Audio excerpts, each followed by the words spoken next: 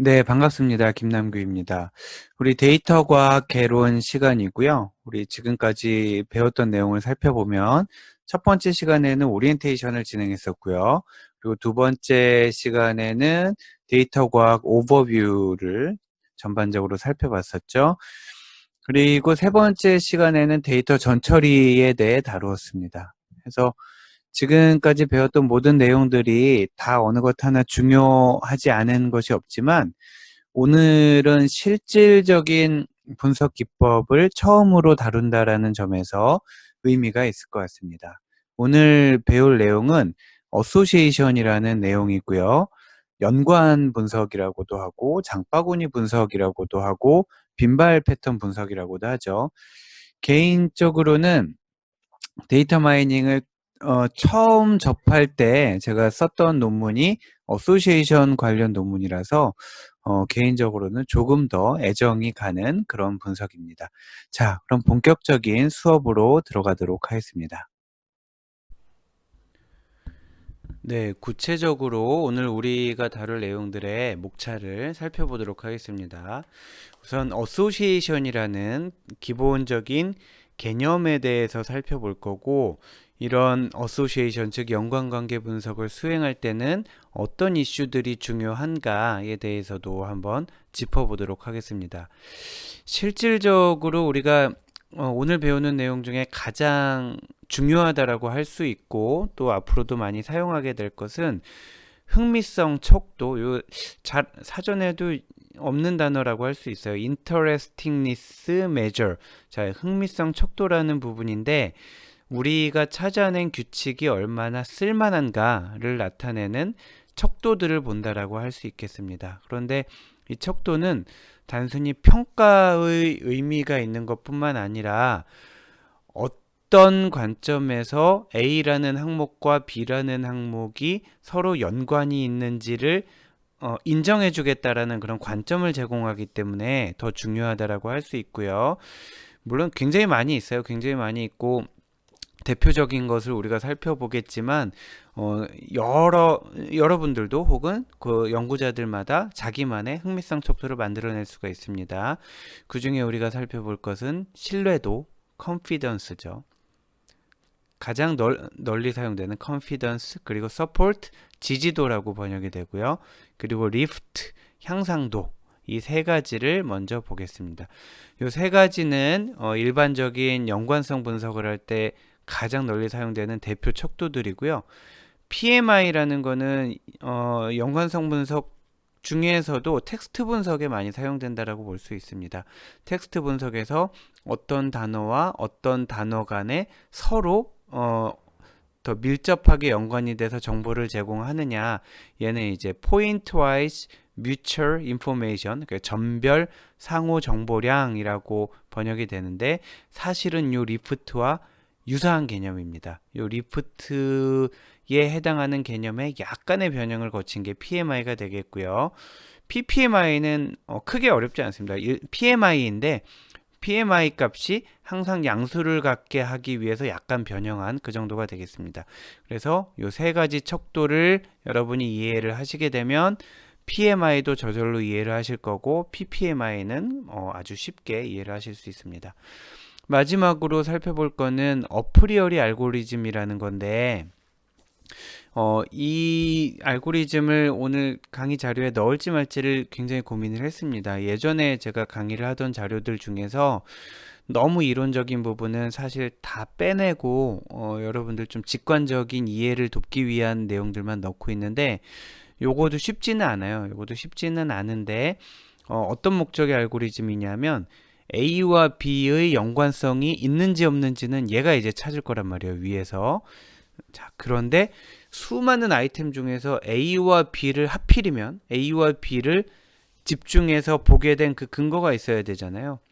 사실은 수많은 아이템들이 있으면 그 모든 아이템들의 조합을 다 살펴봐야 되는데 그거는 너무나 많은 연산과 시간을 필요로 하기 때문에 후보들을 찾아가는 과정, 즉 수많은 아이템들 중에서 누구랑 누구의 연관성을 살펴볼 거냐, 찾기 위한 그런 대표적인 알고리즘입니다.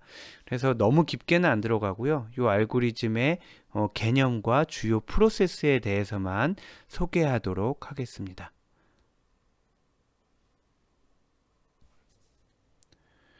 자, 그럼 어소시에이션이란 뭐냐?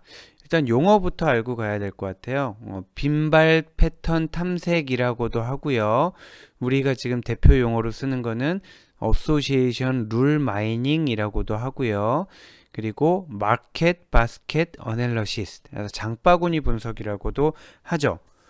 왜 장바구니 분석이라고 했냐면 지금 오른쪽에 보시는 것처럼 이 어소시에이션이 가장 먼저 이제 활용되기 시작한 거는 어떤 고객들이 마트에 가서 쇼핑을 했을 때 한 바구니에 어떤 물건들이 같이 담기는지, 더 노골적으로는 어떤 물건과 어떤 물건을 같이 사는지를 이제 분석을 하게 된 거죠.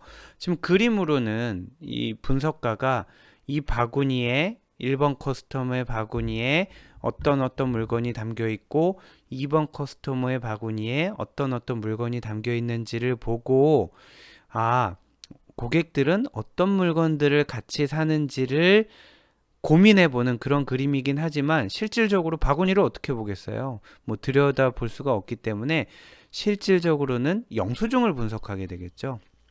그래서 고객이 물건을 딱 구매하고 나면 영수증이 하나 나오잖아요. 그러면 그 영수증 긴 영수증 안에 같이 포함된 물건들은 장바구니 하나라고 볼 수가 있는 거죠. 자, 물론 더 복잡하게 나가면 여러 가지 이슈가 있어요. 뭐 부부가 같이 와서 남편 것도 사고 부인 것도 사고 아이 것도 사고 신용카드 하나로 긁었을 때 영수증이 하나로 나오잖아요. 그럼 이걸 하나의 바구니로 볼 수 있느냐? 또는 물건을 구매하고 나서 뭐 어떤 이유로든지 뭐 할인 때문이라든지 아니면은 뭐 다른 뭐 이유라든지 해서 물건을 이만큼 산 다음에 이거는 이 카드로 결제해 주시고 저거는 저 카드로 결제해 주세요. 그러면은 실제로는 하나의 바구니인데 영수증 두 개로 나뉘어지잖아요. 그러면 이거를 바구니 하나로 봐야 될지 두 개로 봐야 될지 등등 여러 가지 이슈가 있지만 우리는 일단 하나의 바구니는 하나의 영수증이다 라고 생각을 하시면 되겠습니다. 그리고 실질적인 분석 측면에서는 어소시에이션이라고 얘기를 하지만 그 안에는 정말 어소시에이션이 있고 조금 특수한 경우로 시퀀셜 패턴이라는 것도 있습니다. 자, 어소시에이션이라는 거는 동시에 구매가 이루어지는 것들이에요. 동시에 구매가 이루어지는 것들, A와 B가 바구니에 동시에 들어갔다 이런 개념이고요. 시퀀셜 패턴은 순차 분석이라고 우리가 얘기를 하는데 요 물건 구매와 다음 구매 사이에 시간적인 간격이 있는 거죠. 자, 시간적인 간격. 그래서 예를 들면은 뭐 위에 거 같은 경우에 동시에 빵과 우유를 집었다는 게 아니라 결제를 할 때 하나의 영수증에 빵과 우유가 같이 있었다는 얘기가 되겠고요. 시퀀셜 어널리시스 같은 경우에는 PC를 구매하고 나서 한 달 있다가 디지털 카메라를 구매했고 또 2주 있다가 메모리 칩을 구매하더라. 자, 이런 식의 분석이 이루어지는 거죠. 즉, 어소시에이션 분석에다가 시간축이 하나가 더 추가된 것이라고 보면 되겠습니다. 어떤 경우에는 어소시에이션 분석이 더 요긴하게 쓰일 수도 있겠고요. 또 어떤 경우에는 시퀀셜 분석이 더 요긴하게 쓰일 수도 있겠어요. 예를 들면 딱 정해져 있진 않지만 같이 사는 경우다. 뭐 빵과 우유를 같이 구매한다. 그러면은 빵을 구매하러 온 사람들이 어차피 또 우유를 살 거니까 그 옆에 우유를 두면은 뭐 더 많이 팔리지 않을까 해서 동시 구매를 촉진하는 방법이 있겠고요. 혹은 또 빵을 사러 온 사람한테 빵 옆에 우유 쿠폰을 하나 두는 거죠. 우유 할인 쿠폰. 그러면은 원래도 필요했는데 쿠폰까지 있으니 꼭 사야겠군. 뭐 이렇게 될 수도 있다라는 거고요. 순차 분석 같은 경우에는 PC를 사는 사람이 디지털 카메라도 사야지 하고 떠올리기는 어렵다라는 가정입니다. 그래서 PC를 사고 나서 실제로 사용을 하다 보니 디지털 카메라가 필요하게 됐다라는 거죠. 그리고 또 디지털 카메라를 필요하고 어떤 경험이 쌓이다 보니 메모리 칩을 또 사게 되는 거고, 해서 PC를 사고 나면은 얘 같은 경우 어떻게 이용을 하냐면, PC를 사고 나서 한 일주일 정도가 지났을 때 갑자기 문자를 보낸다든지 이메일을 보내서 디지털 카메라 할인 뭐 이런 식으로 보내고요. 또 디지털 카메라를 이제 사고 나서 또 일주일 있다가 또 메일을 보내서 이러이런 디지털 카메라를 최근에 구매한 고객에게 메모리 칩을 싼 가격에 드립니다. 이런 식으로 발송을 할 수가 있다는 거죠. 그래서 어소시에이션과 시퀀셜 패턴 이 두 가지를 여러분이 다 공부를 하셔야 되는데, 예전에 이제 세스 엔터프라이즈 마이너를 사용해서 우리가 실습을 진행할 때는 이 두 가지를 다 진행을 해보고 뭐 턴 프로젝트도 해보고 이렇게 진행을 했는데, 이번 우리 수업은 이론만 다루고 있잖아요. 그래서 이론을 다룰 때는 얘만 다루도록 하겠습니다. 어소시에이션만 다루고, 뭐 그 이유는 여러 가지가 있는데, 사실 어소시에이션을 제대로 알면 시퀀셜 패턴을 적용을 하기도 어렵지 않고요. 또 하나는 뒤에 이제 계속 여러 번 언급이 되겠지만, 어소시에이션 자체만으로 분석을 하는 경우는 요즘엔 좀 드물고, 얘와 이제 다른 분석들이 엮여서 사용이 될 텐데, 그런 측면에서 보면 시퀀셜 어널리시스보다는 동시 발생 어소시에이션이 훨씬 더 활용도가 높기 때문에 이 부분을 집중적으로 보도록 하겠습니다.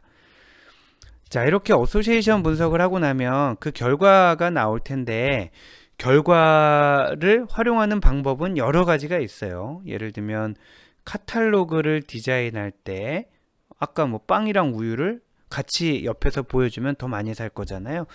카탈로그라는 거는 종이로 된 카탈로그를 얘기하기도 하지만, 온라인 쇼핑몰에서의 전자 카탈로그가 될 수도 있고, 이메일에서의 그런 전자 카탈로그가 될 수도 있겠죠. 그리고 매장을 재배치한다라는 거는 선반을 재배치하는 것일 수도 있고요. 좀 더 큰 범위에서는 그 코너, 뭐 식품 코너 옆에 무슨 코너 뭐 이런 식으로 있잖아요. 뭐 가방 코너 옆에 액세서리 코너가 있고, 이런 식으로 매장을 배치하는 데 사용될 수도 있겠고요. 또 교차 판매, 또 크로스셀링, 업셀링 모두가 이제 해당이 되겠죠. 크로스셀링은 이거를 사는 사람한테 저거까지 권하는 방법일 거고, 업셀링은 원래 이거를 사려고 했는데 조금 더 끌어올려서 더 이제 고가의 물건, 부가가치가 큰 물건을 구매하도록 하는 것이 업셀링. 그래서 여러 가지 전략 수립에 활용이 됩니다. 그런데 우리가 이제 어떤 패턴이 나왔다라고 해서 무조건 전략이 천편일률적으로 나온다라고 볼 수는 없어요. 예를 들면 디지털 카메라를 사는 사람이 메모리 칩을 동시에 구매하더라는 거예요. 디지털 카메라를 구매하는 사람이 메모리 칩을 동시에 구매하는 빈도가 높다. 그러면 우리 일반적으로 생각할 때는 디지털 카메라 옆에 메모리 칩을 가까운 데 놓으면, 우리 맥주와 기저귀 그 전설 같은 이그젬플 있잖아요. 디지털 카메라 옆에 메모리 칩을 놓으면은 안 그래도 나 메모리 칩 필요한데 라고 하면서 살 거란 말이에요. 그러면 매출이 올라갈 것 같은데 어떤가요? 여러분이 만약에 매장 관리자라면 디지털 카메라 옆에 메모리 칩을 놓는 게 좋을까요? 아니면 다른 방법이 더 좋을까요? 자, 요건 판단에 따라 다르고 정도에 따라 다릅니다. 예를 들어서 디지털 카메라를 사는 사람의 한 50%가 메모리 칩을 산다. 즉 디카를 사면서 칩을 사는 사람도 있고 안 사는 사람도 있다는 거잖아요. 그러면은 옆에 두면은 살려던 사람은 원래 살 거고, 안 살려던 사람도 보니까 사고 싶어지고 해서 사게 되겠죠. 그런데 만약에 디카를 사는 사람이 100% 메모리 칩을 사요. 100% 메모리 칩을 사면 글쎄요, 그 옆에 두면은 고객들은 편하겠죠. 고객들은 편한데 이렇게 할 수도 있을 것 같아요. 자, 디카를 파는 곳에 옆에다 이렇게 안내문만 붙여놔요. 메모리 칩은 어디에 있습니다. 몇 번 코너에 있습니다. 라고 해놓고요. 그리고 멀리 갖다 놔요. 무지 불편하겠죠. 무지 고객들은 불편하겠지만 디카를 산 사람이 메모리 칩을 무조건 사야 된다면 멀긴 멀지만 사기 위해서 갈 거예요. 가면서 주변에 또 여러 가지를 보게 될 거라는 거죠. 그러면 디카를 사는 사람이 메모리 칩을 반드시 살 거기 때문에 멀리 동선을 배치를 해놓고 그 가는 과정에 또 여러 가지 필요한 것들, 살 법한 것들이 있잖아요. 뭐 액세서리라든지 아니면 뭐 기타 등등. 네, 그런 거를 배치를 할 수도 있겠다라는 겁니다. 즉, 또 비슷한 얘기로 교차 판매에도 얘기를 해볼 수가 있겠어요. 디지털 카메라를 사는 사람한테 뭐 할인 카드를 주는 거죠. 지금 디카와 함께 메모리 칩을 사면 얼마에 할인을 해드립니다. 라는 방법도 있겠고, 근데 가만히 있어도 살 건데 굳이 할인을 해줄 필요가 있냐? 그건 또 이슈가 있다라는 거죠. 할인을 안 해주면 안 사는데 할인을 해주면 살 만한 사람이 얼마나 있고, 할인을 해주건 안 해주건 살 사람이 얼마나 있는지를 분석을 해서 그대로 나가든지 아니면은 할인 이벤트를 하든지를 고민을 해봐야 된다는 겁니다.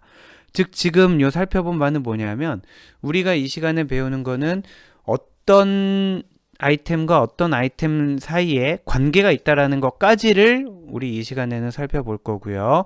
그거를 활용하는 면에서는 훨씬 더 도메인 전문가의 그런 감과 지식이 필요하다. 우리는 그 근거 자료를 만들어주는 것이다. 라고 생각하시면 되겠습니다.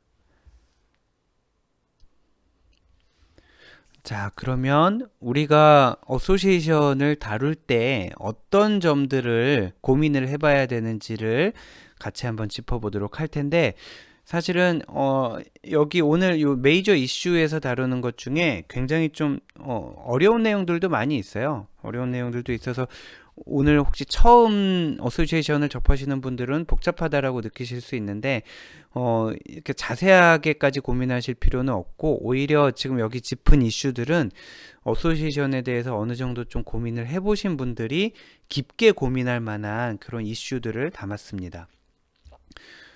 자, 무엇을 바스켓으로 정의할 것이냐, 이게 말이 안 될 것 같잖아요.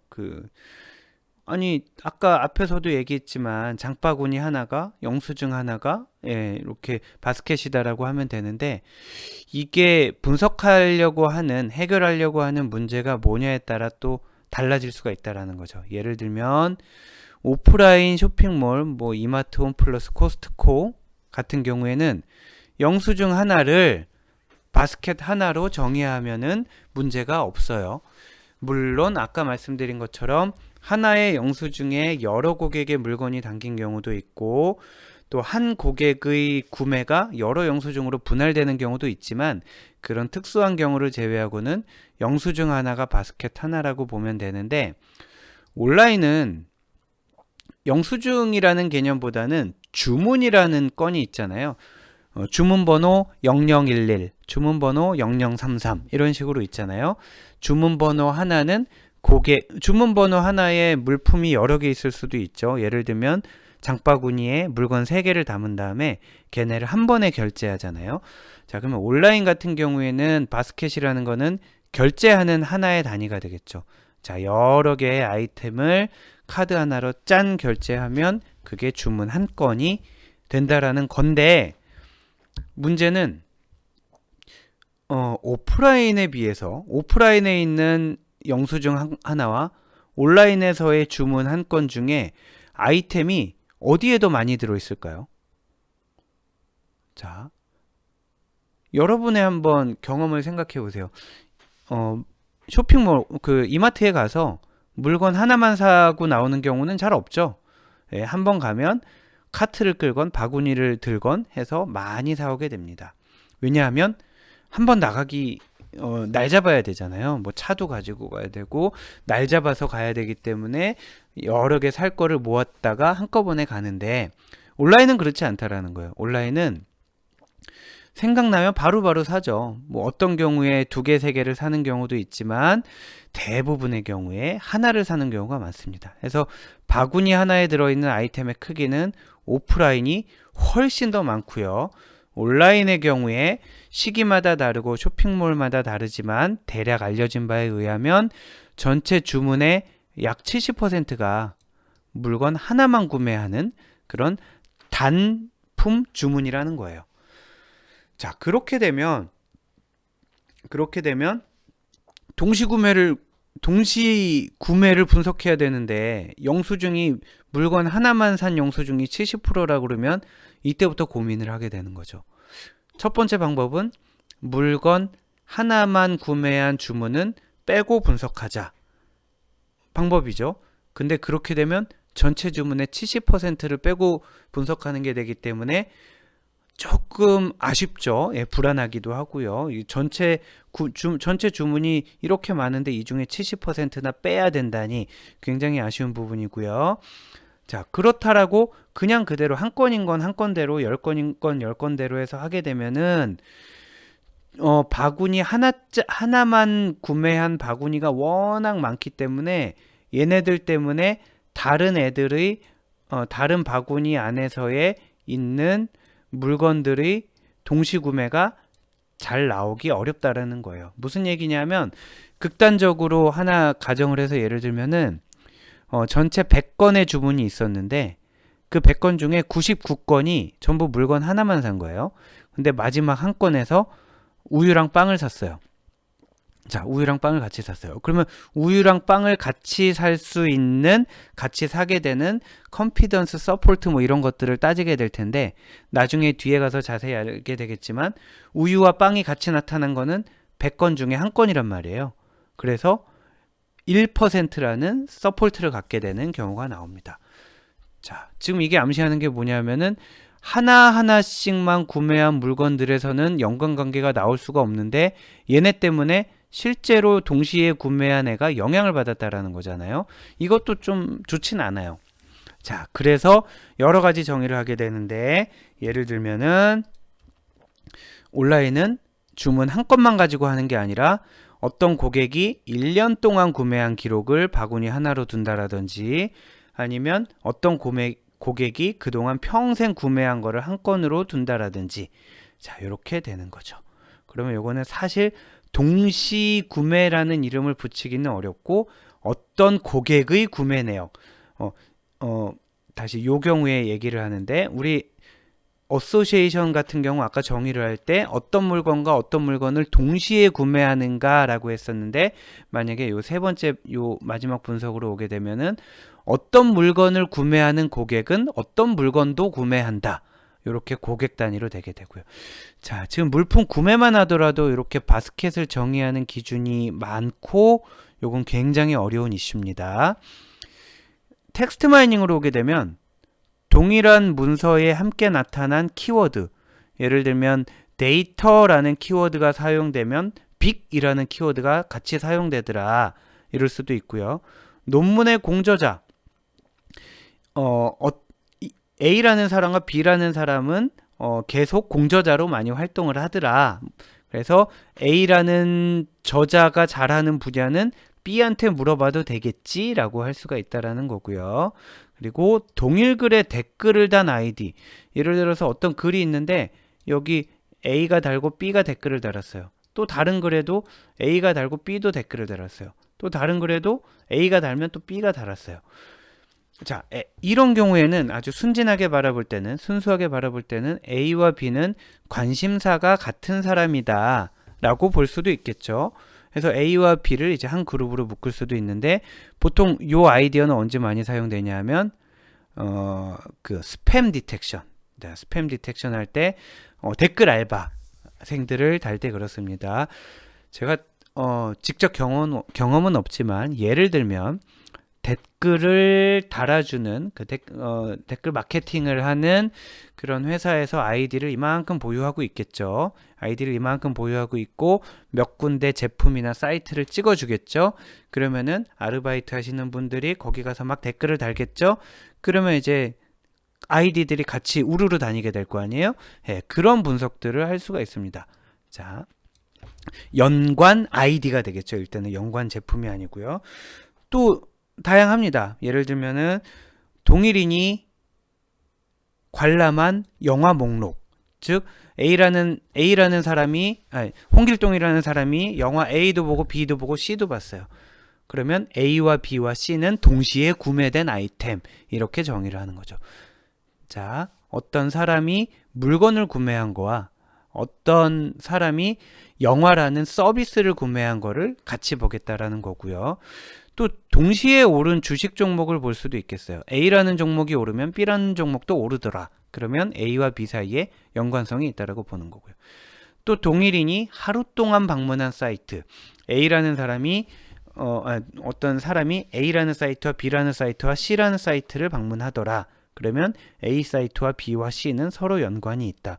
이 경우에는 어소시에이션을 할 수도 있겠지만 방문하는 그 경로에 의미가 있다라고 판단되면은, 자, 얘를 예전에 이제 웹 마이닝이라고 불렀었는데 이 경로에 대한 게 중요하다라고 생각하게 되면은 동시 발생을 비교하는 게 아니라 시퀀셜 어널리시스로 가게 되겠죠. 그리고 우리가 얻게 되는 결과를 어떻게 활용하고 싶으냐에 따라 동일한 데이터에 대해서도 두 가지 관점에 서로 다른 분석을 수행할 수가 있는데, 예를 들면 어떤 사람이 가게를 들렸단 말이에요.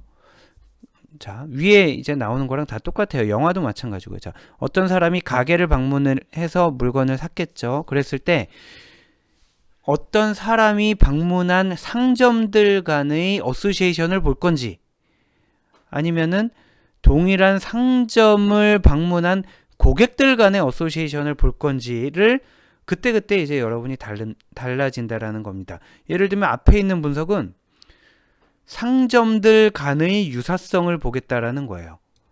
유사성이 아니죠. 관계를 본다라는 거죠.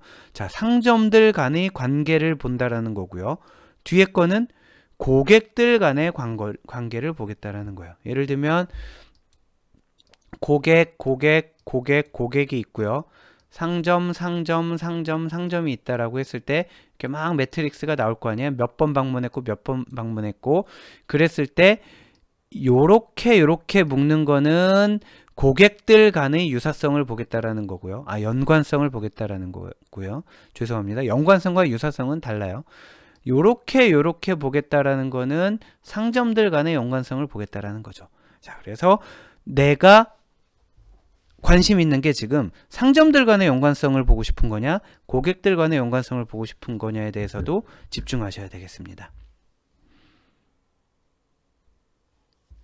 그리고 앞 페이지에서도 아까 언급을 드렸지만 연관 분석을 할 것이냐, 순차 분석을 할 것이냐. 그래서 일반적인 경우에는 연관 분석을 수행하게 되고요. 요거를 고민해 보는 건 뭐냐면, 여러분들이 구한 데이터 혹은 관리하고 있는 데이터에 시간이 들어가 있고 그 시간 간격 사이에 뭔가 의미적인 행동들이 들어갈 여지가 있다면은 순차 분석을 하는 건데, 네, 우리는 연관 분석에 일단 집중을 한다라고 말씀드렸죠. 자, 그리고 네트워크 분석으로 확장이 가능하며 의미가 있는가? 요게 사실은 네, 어소시에이션 같은 경우에 데이터 마이닝 초창기에는 클래시피케이션 클러스터링과 함께 가장 많이 사용되는 분석 중 하나였는데, 최근에는 어소시에이션 자체만 가지고 최종 결과로 나오는 경우보다는 다른 분석과 연관되어서 활용된다라고 많이 말씀을 드렸는데, 예를 들면 이렇게 되는 거죠. 아까 봤더니 댓글을 단 그 스팸 댓글 활동을 하는 아이디를 찾으려고요. 봤더니 어떤 A라는 사람과 B라는 사람이 댓글을 같이 많이 따라다니고 있어요.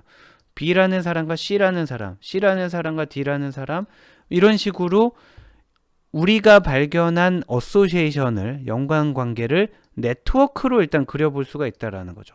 했더니 막 이런 식으로 나와요. 자, 이렇게 막 나오더라는 겁니다. 그러면은 수많은 이런 네트워크를 그리게 되면 그 다음부터는 여러분들 많이 알고 계시고 많이 들어본 소셜 네트워크 어널리시스를 통해서 더 재미있는 분석을 해볼 수가 있다라는 거죠. 예를 들면 이러한 네트워크들 사이에 그룹을 한번 클러스터링을 해본다라든가, 자, 이런 클러스터링은 요 관계에 기반해서 나온 거죠. 자, 그러니까 연관 관계를 기반으로 해서 네트워크를 만든 다음에 그 네트워크를 갖고 클러스터링을 하는 그런 작업이 되겠고요. 혹은 이 네트워크 안에서 가장 중심적인 역할을 수행하는 애가 누군가 해서 걔 중심적인 역할을 수행하고 있는 애는 어떤 특징이 있는가, 즉 중심성 분석을 해볼 수도 있겠고요. 그래서 기본적으로는 여러분들이 물론 어소시에이션을 다른 분석으로 확장할 수도 있지만 기본적으로는 어소시에이션을 네트워크 분석으로 확장할 수 있다라고 알고 계시고 어소시에이션이 지금 필요한가 안 필요한가를 생각할 때는 이걸 어소시에이션을 해보고 그걸로 네트워크를 만드는 게 의미가 있나를 고민해 보시면 되겠습니다. 이게 악어와 악어새의 관계랑 비슷한 게 네트워크 분석을 할 때는 노드들은 정의하기가 쉽죠.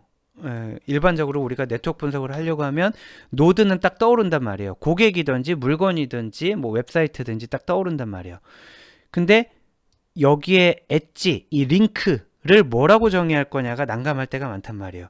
이게 만약에 고객이고 그럼 고객과 고객 사이에 선이 왜 거졌지? 라고 할 수가 있다라는 거죠. 그러면 이 고객과 이 고객은 동일한 상점을 방문하는 경향이 있다. 그러면 이제 선을 긋는 거고요. 이 고객과 이 고객은 비슷한 물건을 구매하더라. 또 선이 거지는 거고요. 자, 이런 식으로 네트워크 분석을 위한 요 링크를 제공하기 위한 단계에서 연관 분석을 수행할 수 있다라는 거고요.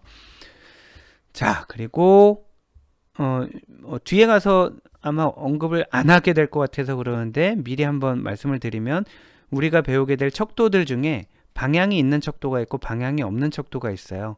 예를 들면 서포트, 지지도 같은 경우는 방향이 없기 때문에 그냥 선으로 되든지 양쪽 화살표가 될 거고요.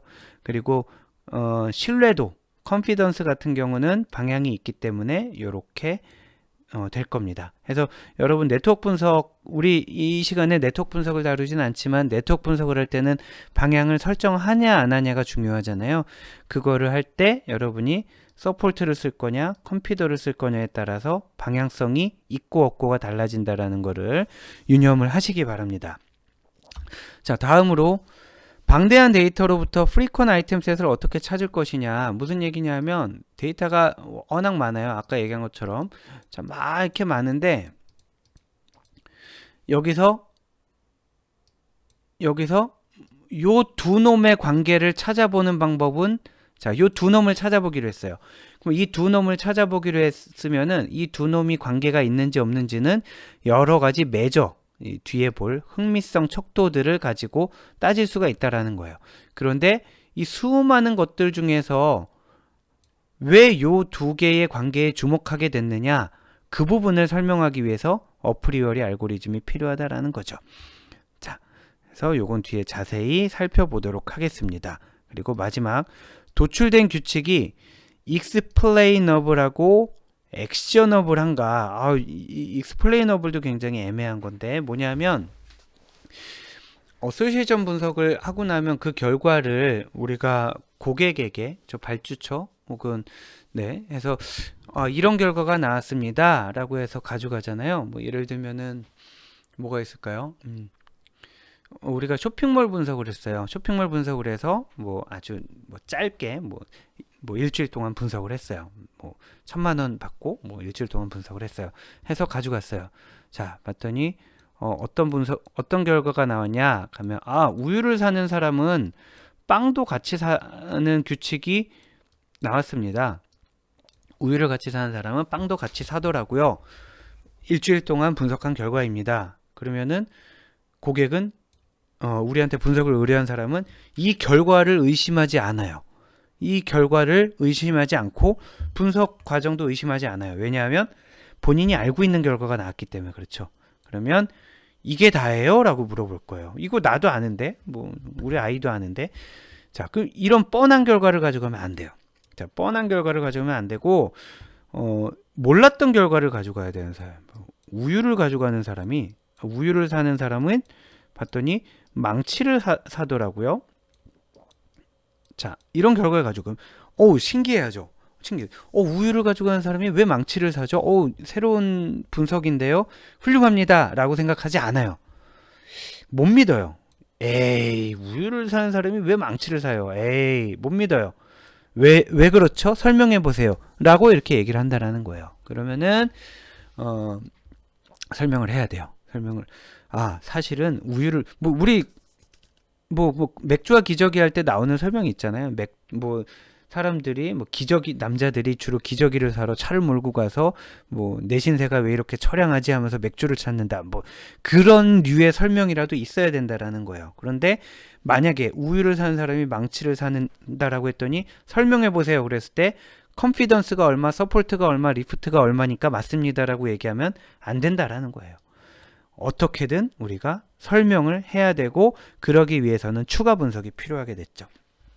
자, 그래서 제가 지금 우유랑 망치를 얘기를 했더니 도저히 설명이 안 돼서 그 뒤를 못 이어가고 있는데, 한번 만약에 설명을 어떤 식으로도 했다라고 칩시다. 뭐라고 할까요? 말도 안 되죠. 우유를 많이 먹었더니 힘이 세져서 어디엔가 힘을 써야 돼서 망치를 찾게 됐다. 이렇게 얘기를 해봅시다. 그러면은 아무튼 설명을 했죠. 그리고 그거에 대해서 고객이 납득을 했어요. 그러면 뭘 해야 될 건가를 생각을 해봐야 되는 거예요. 자, 우유를 사는 사람이 힘이 세져서 망치를 사더라? 그러면은 뭔가 좀 스포츠 용품도 같이 한번 팔아볼까? 힘을 쓸 수 있는 다른 걸 팔아볼까? 아니면 망치 옆에 비타민을 놔볼까? 이런 것들을 해볼 수가 있다라는 거죠. 자, 그래서 요건 또 다른 측면이 있는데, 우리가 찾아낸 규칙이 액셔너블하지 않으면은 그거는 규칙은 규칙에 불구하고 전혀 베네핏을 우리가 줄 수가 없다라는 거죠. 예를 들면은 같이 진열하면 그래서 이런 물건과 이런 물건을 같이 진열하면 좋겠습니다 라고 해서 내밀었는데, 봤더니 아이스크림이랑 또 뭐가 있을까요? 갈비찜이었어요. 아이스크림과 갈비찜을 같이 진열하면 효과가 크겠습니다. 아이스크림은 냉장고에 있어야 되고 갈비찜은 좀 뜨거워야 되잖아요. 그럼 이런 거를 동시에 근처에 놓을 수는 있겠지만 동시에 놓을 수는 없다라는 거죠. 자, 해서 우리는 흥미성 척도까지, 정리를 해보면 우리가 지금 이 시간 이후에 할 거는 이거예요. 흥미성 척도에 대해서만 계속 살펴볼 거고, 그 다음 어프리어리 알고리즘 보고 끝. 그런데 여러분들이 이 시간에 배우는 이거 이외에 고민을 해야 될 것들이 이런 것들이 있다라고 말씀을 드리겠습니다. 즉, 바스켓을 뭘로 정의할 거고, 네트워크 분석으로 확장을 할 수 있나? 그리고 이렇게 만든 규칙으로 실제로 전략을 세울 수 있나?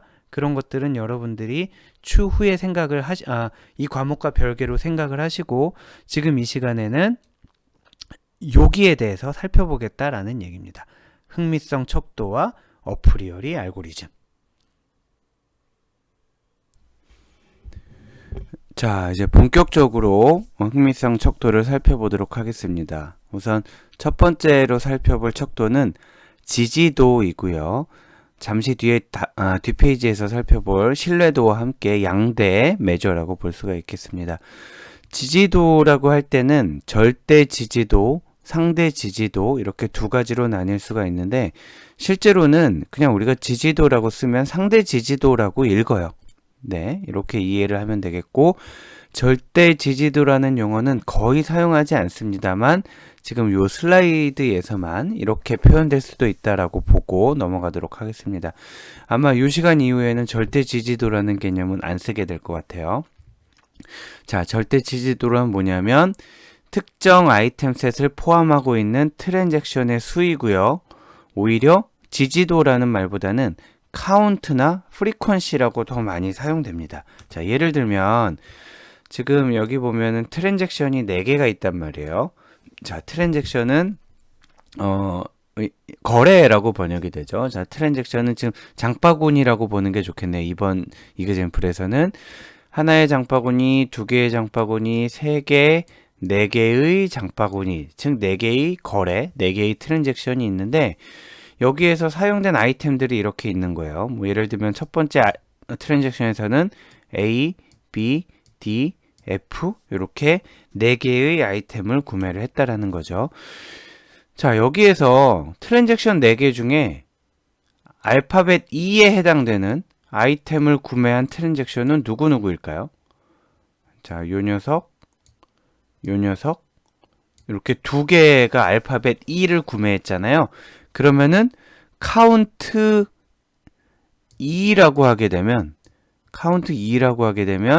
2의 개수가 아니라 2를 구매한 트랜잭션의 수, 2를 포함하고 있는 트랜잭션의 수, 그러니까 숫자 2가 되겠죠. 자, 제가 그 알파벳 2의 수가 아니라 2를 포함한 트랜잭션의 수라고 한 경우에는 예를 들면 이런 것 때문에 이렇습니다. 그러니까 하나의 아이템을 한 바구니에서 두 개를 동시에 구매하거나 하면은 이렇게 되면 아이템 수는 하나, 둘, 세 개지만 아이템을 구매한 트랜잭션의 수는 두 개잖아요. 그래서 약간의 차이가 있고요. 자, 그래서 지금 보시는 것과 같이 절대 지지도라고 하는 거는 특정 아이템 셋을 포함하고 있는 트랜잭션의 수를 나타내고요. 지지도, 서포트죠. 서포트 A라고도 포함하고 A에 관심이 있는 경우에 서포트 A라고도 하고 카운트 A라고도 하고 프리퀀시 A라고도 합니다. 그런데 문제는 서포트 A라는 말을 이 아래에도 똑같잖아요. 그래서 서포트 A라고 쓰면 이게 절대 지지도인지 상대 지지도인지 몰라요. 사람들이. 자기가 쓴 사람만 이번에 무슨 뜻으로 썼는지 알지 해석하는 사람은 모른다는 얘기예요. 그래서 헷갈리잖아요. 그래서 서포트라고 쓰게 되면 상대 지지도를 의미하게 되고 이와 대비해서 절대 지지도를 나타내는 용어로는 카운트와 프리퀀시를 쓰게 됩니다. 결론적으로 얘기를 하면 카운트와 프리퀀시는 진짜 빈도수를 나타내는 거고요. 그리고 서포트라고 얘기하면 상대 지지도를 나타낸다. 이렇게 보시면 될 것 같아요. 그렇다면 상대 지지도는 무엇이냐? 상대 지지도는 어디가 달라졌냐면 아까는 수였잖아요. 트랜잭션의 수. 이번에는 트랜잭션의 비율입니다. 예를 들면 아까랑 똑같이 서포트 2라고 했을 때 서포트 2의 개수가 아니라 다시 2를 포함하고 있는 트랜잭션의 개수가 아니라 2를 포함하고 있는 트랜잭션의 비율이 되겠는 거예요. 자, 전체 트랜잭션이 4개잖아요. 전체 트랜잭션이 4개인데 이 중에 2를 포함하고 있는 트랜잭션은 2개란 말이에요. 그래서 이때 서포트는 4분의 2가 돼서 0.5라고 표현할 수도 있고요. 50%라고 표현할 수도 있겠습니다. 당연히 전체 중에 특정 트랜잭션의 비율이 되기 때문에 서포트라고 할 때는 얘가 최소값은 0, 최대값은 1 이렇게 갖게 되겠죠. 자, 조금 더 복잡한 이슈가 있는데 다시 한번 살펴보도록 할게요. 자, 전체 트랜잭션 중 특정 아이템 셋을 포함하고 있는 트랜잭션의 비율로 정의가 되고요. 그래서 우리가 앞에서 살펴본 이 정의에 따라서 상대 지지도 서포트 A는 카운트 토탈, 카운트 아까 이 위에서 배운 절대 지지도잖아요. 전체의 카운트 분의 특정 아이템 셋의 카운트 이렇게 정의가 됩니다. 그런데 사실은 지금 이렇게 서포트 A 이렇게 하나의 아이템에 대해서 사용되는 경우는 거의 없고요. 이렇게 2개나 3개의 집합으로 사용이 됩니다. 자, 여기서 여러분이 헷갈릴 수 있는데 헷갈릴 만한 포인트가 있는데 그건 좀 뒤에 얘기를 할게요. 자, 서포트 A와 B의 경우에는 우리가 이렇게도 얘기를 해요. 이렇게도 얘기를 하고 이렇게도 얘기를 하는데 뒤에 이제 살펴보겠지만 컨피던스 같은 경우에는 얘가 더 정확한 표현이고요. 서포트 같은 경우에는 얘가 더 정확한 표현인데 컨피던스랑 표현을 맞추기 위해서 서포트에서도 이 표현을 사용하기는 합니다. 얘는 어떤 의미를 갖냐면 A라는 물건을 샀을 때 걔가 B도 구매하게 될 서포트, 지지도를 구해라 이런 뜻인데 제가 왜 이 화살표보다 서포트의 경우에는 요 합집합 표기가 더 적합하다고 말씀드리냐면 서포트의 경우에는 A 화살표 B인 거랑 거꾸로 B 화살표 A인 게 똑같게 됩니다. 이건 뒤에 살펴볼 거예요. 자, A 화살표 B와 B 화살표 A가 똑같기 때문에 A와 B를 모두 구매한 이렇게 된다라는 거예요. 자, 다시 한번 살펴보면 자, A와 B를 모두 구매한 서포트는 전체 집합분의 전체 트랜잭션의 수분의 A와 B를 모두 구매한 트랜잭션의 비율이다. 이렇게 되는 거예요. 만약에 서포트 C와 E를 구해 볼까요? C와 E를 동시에 구매한 트랜잭션의 지지도를 살펴보면은 전체 트랜잭션의 수는 4가 될 거고요. 그리고 C와 E를 동시에 구매한 거는 요거 하나잖아요. 그러면 1이 되는 거죠. 그래서 얘는 0.25가 된다. 이렇게 계산을 하면 되겠습니다. 자, 지금 보시면은 이 밑에 또 얘가 나와 있지만 어떤 규칙 C를 샀을 때 E를 사게 될 지지도, 그리고 E를 샀을 때 C를 사게 될 지지도 모두 식이 동일하단 말이에요. 식이 전체 카운트 분의 카운트 C와 E의 합집합, 이렇게 동일하단 말이에요. 그래서 지지도를 구할 때는 이 안에 화살표를 넣는 게 의미가 없고 이렇게 합집합을 넣는 게 더 자연스러운 표현이다 라고 생각하시면 되겠습니다. 자, 그런데 제가 왜 헷갈릴 만한 포인트가 있다라고 말씀을 드렸냐면 여기 이 합집합 때문에 그렇습니다. 자, 우리가 언뜻 생각하면은 예를 들어서 지금 아까는 아이템이라고 했지만 이걸 집합이라고 생각해 볼게요. A가 1, 2를 하고 있고요. B가 2, 3이라고 생각을 해봅시다.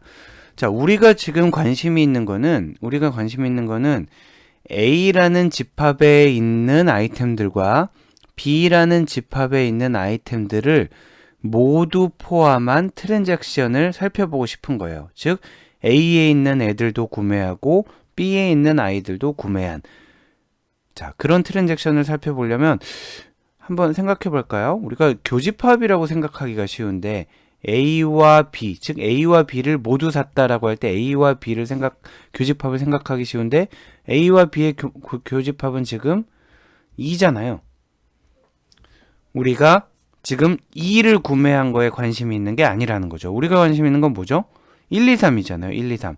자, A와 B의 합집합을 해야 1, 2, 3이 될 거라는 얘기예요. 그래서 A라는 집합, 즉 A라는 아이템셋과 B라는 아이템셋을 모두 구매한 트랜잭션의 비율을 살펴볼 때는 교집합이 아니라 합집합을 사용해야 된다라고 생각하시고요.